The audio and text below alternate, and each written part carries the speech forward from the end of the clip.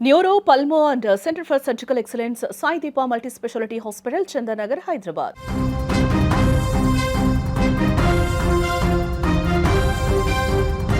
ఆ ఇల్లు ఇంకా పెళ్లి కళతోనే ఉట్టిపడుతోంది. గడపకు పూసిన పసుపు, గోడలకు వేసిన కొత్త రంగులు ఇంకా కొత్తగానే కనిపిస్తూ ఉన్నాయి.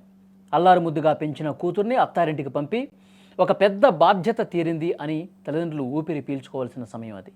కానీ అంతలోనే ఆ ఇంట్లో చావుడప్పు మోగింది. సంతోషంతో వెలిగిపోవలసిన ఆ ఇల్లు ఒక్కసారిగా వల్లకాడిగా మారిపోయింది. అంబర్పేటలో జరిగిన ఈ విషాదం గుండెలను పిండేస్తోంది. భార్యాభర్తలతో పాటు కన్న కొడుకు కూడా బలవన్మరణానికి పాల్పడటం కన్నీరు పెట్టిస్తోంది. ఆనందంగా ఉండాల్సిన సమయంలో ఎందుకు ఇలా ప్రాణాలు వదిలారు అని ఆరా తీస్తే దిగ్భ్రాంతికర విషయాలు వెలుగులోకి వస్తున్నాయి.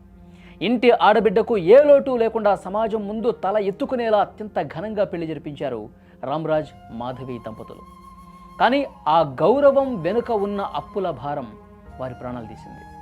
కుమార్తెను అత్తారింటికి సాగనంపిన తర్వాత పరువు కోసం పడ్డ ఆరాటం, అప్పులు తీర్చలేమన్న భయం వాళ్ళని ఉక్కిరిబిక్కిరి చేశాయి.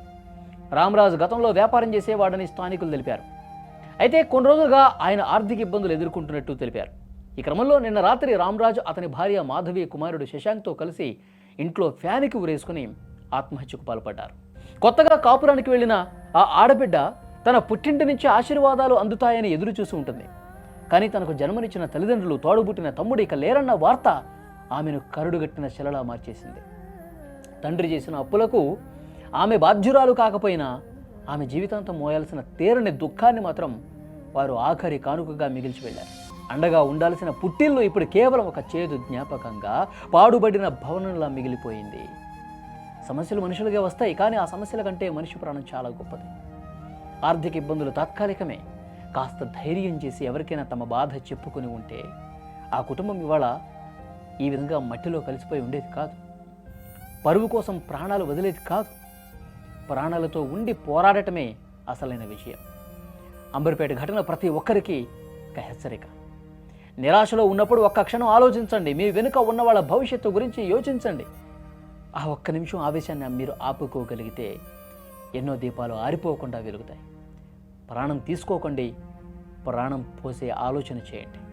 బాపునగర్లో ఒక ముగ్గురు కుటుంబ సభ్యులు, భర్త, భార్య, కొడుకు ఆత్మహత్య చేసుకోవడం జరిగింది. Ramaraju age 54 years, Madhavi 50 years, Shashank 24 years. ఈ ముగ్గురు కూడా వాళ్ళ ఇంట్లో ఊరేసుకొని చనిపోవడం జరిగింది.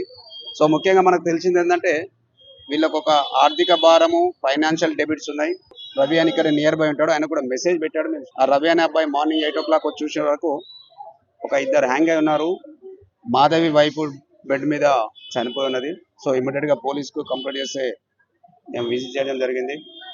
సో దాంట్లో ముఖ్యంగా ఇప్పటివరకు తెలిసింది ఏంటంటే ఈ అప్పుల బాధ, డెబిట్స్, హోటల్లో ఫైనాన్షియల్ డెబిట్స్, అప్పులు ఉన్నాయనే ఉద్దేశంతో ప్రాథమికంగా తెలిసింది. సో వీళ్ళందరూ కూడా ఆత్మహత్య చేసుకున్నారు. మళ్ళీ కూడా పోస్ట్ మార్టం కు శవాలని పంపించడం జరుగుతుంది.